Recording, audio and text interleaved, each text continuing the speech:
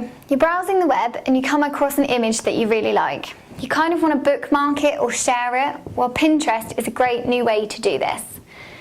So you can get a bookmark add-on for your browser so that when you are on a web page, you see an image you like, you can hit the pin it button and choose the board you want to pin it to. It's that straightforward. You can also follow people on Pinterest, so if they've got a similar interest to you, you'll then see a stream of all their pins, which is a great way to repin images that are already on there. What we're seeing at the moment is lots of brands kind of coming to Pinterest.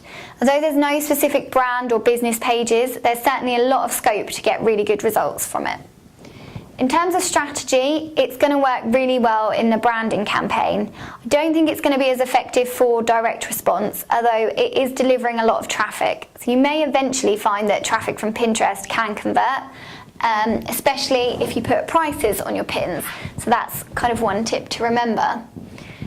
It works really well for service brands or brands where your product isn't tangible, because it just gives you a bit of substance to create something and really reinforce what you're trying to portray your brand as.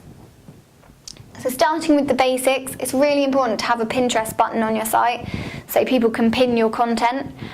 Also have the Pinterest profile button so people can go through to Pinterest and follow you as a brand. Integrate your Pinterest content, so when you want to share something, maybe pin it first and then do a Facebook post about it, so the pin becomes kind of more central to your online marketing.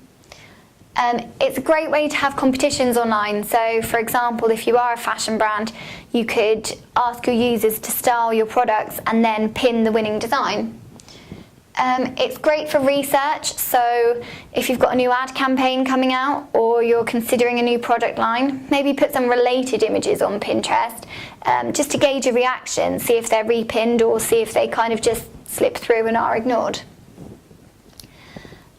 In terms of SEO, Pinterest is great because it is followed links. I think it's really important to stress not to spam it and not to kind of pin every product on your site on Pinterest. Just pin the things that you think users are actually going to want to read and want to look at. This kind of leads me on to content, which is the most important thing.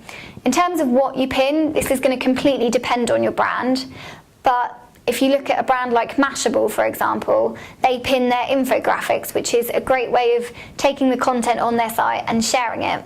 It's also important not just to pin content from your own site, so don't be scared of pinning things from competitors' sites or things that are just related to your industry. Don't just pin your own products. Think about lifestyle, think about kind of the brand experience you want behind the product and pin things that relate to that. So in terms of all the things you can be doing, there's a lot more scope than this, but that just gives you an overview. If you want to find out any more, you can visit us on our blog at koozai.com or follow us on any of the social profiles below.